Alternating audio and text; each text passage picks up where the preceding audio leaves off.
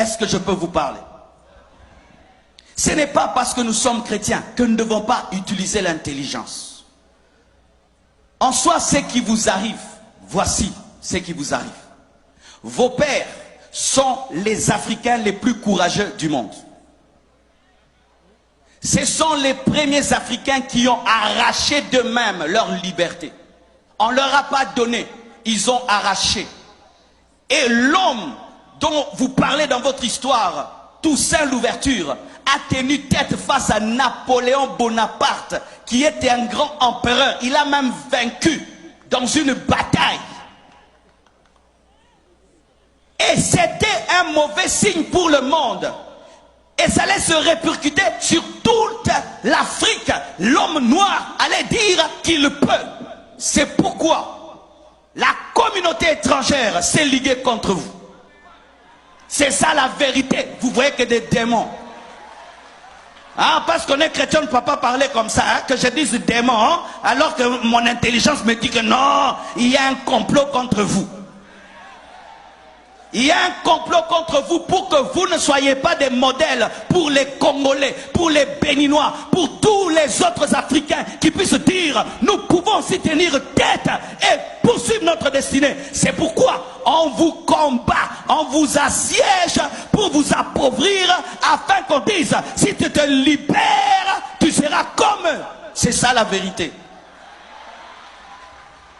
C'est ça la vérité. Vous êtes comme les Juifs qui avaient quitté l'Égypte.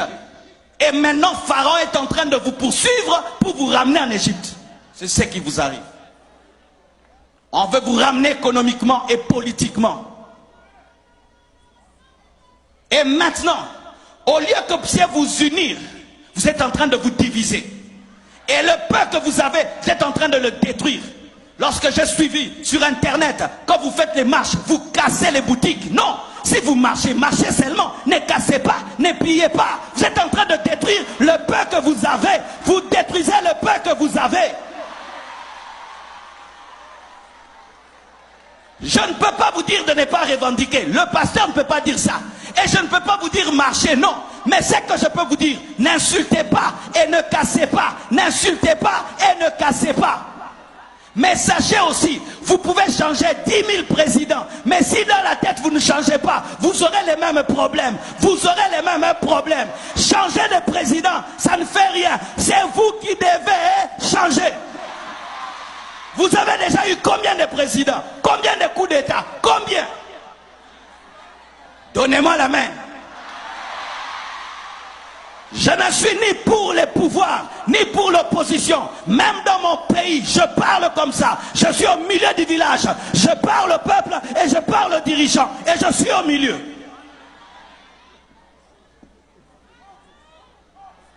Tu marches, tu viens dans ma boutique, tu me prends tout. Est-ce que ça c'est marcher encore? Tu marches et puis tu brûles ma voiture. Ça c'est encore marcher. Qu'est-ce que moi je t'ai fait? Qu'est-ce que ma voiture t'a fait? Qu'est-ce que ma boutique t'a fait? Ne commettez pas l'erreur que nous on a commis au Congo. Vous savez ce que nous on a fait au Congo? On a marché comme ça et puis on a pillé. On a pillé les plus grandes entreprises. On a pillé la zone industrielle. Et notre économie a reculé fois 100. Et la zone industrielle aujourd'hui est devenue une zone résidentielle. Qui ont détruit nous-mêmes? Et quelle force? On pouvait voir un Congolais qui transporte lui-même un congélateur. Cette force-là que tu as pour piller, tu ne peux pas l'utiliser pour travailler. La force que tu as là pour transporter des congélateurs, tu ne peux pas l'utiliser pour travailler et développer ton pays.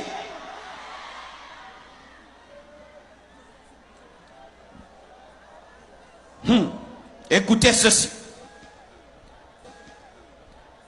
La Bible dit, Marc 3, versets 24 à 25. Si un royaume est divisé contre lui-même, ce royaume ne peut subsister. Les métis de leur côté, les noirs de l'autre côté, les métis de l'autre côté, les noirs. Vous tous venez de l'Afrique, amen, hein? Venez de l'Afrique. Vous êtes des Africains qu'on a posés sur cette île, amen, hein? Arrêtez de vous diviser. Arrêtez de vous diviser. divisés, vous avez une même vision, une même destinée. Arrêtez de vous battre dans le bateau, vous risquez de renverser le bateau et vous tous vous allez mourir. Arrêtez, mettez la paix et mettez les intérêts collectifs en avant. Cessez de mettre les intérêts personnels en avant.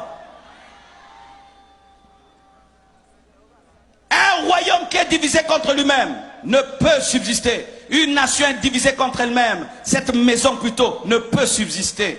Faites attention de vous diviser et de vous détruire alors que vous êtes en train de jouer le jeu de vos ennemis. Le jeu de vos ennemis, de ceux qui ne sont pas là mais qui sont là. Pendant que vous déchirez, vous êtes en train de jouer le jeu de Pharaon. Si Israël, pendant qu'il devait traverser la mer Rouge, commençait à se chamailler, Pharaon allait les rattraper. Et vous, au lieu de traverser la mer Rouge, vous vous chamaillez, vous vous chamaillez, vous vous chamaillez. Et puis Pharaon vous attrape et vous ramène en servitude. Vous qui avez étudié, vous qui êtes des têtes pensantes, utilisez votre intelligence avec le Saint-Esprit pour développer votre nation. C'est pourquoi l'Église ne doit pas engendrer que des pasteurs, doit engendrer aussi des juristes, des économistes, des professeurs, pas seulement des pasteurs et des prophètes. On ne doit pas seulement avoir des pasteurs. Toi tu seras pasteur, toi tu seras pasteur. Non, toi aussi tu seras ministre, toi tu seras avocat, toi tu seras aussi. Nous ne devons pas seulement avoir pasteur, pasteur, pasteur, pasteur. Nous ne devons pas seulement engendrer des églises, nous devons aussi engendrer des entreprises, pas seulement des églises, des écoles, des hôpitaux, des entreprises, pas seulement des églises. Nous devons avoir des chrétiens qui sont des sénateurs, qui sont des députés.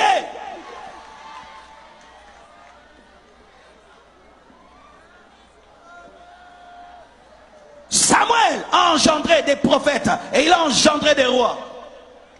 Il n'a pas seulement engendré des rois, il a engendré des prophètes, pas seulement des prophètes, des rois aussi. Mais nous, l'Église, nous n'engendrons que des prophètes. Et quand on a des problèmes de royauté, on n'a personne.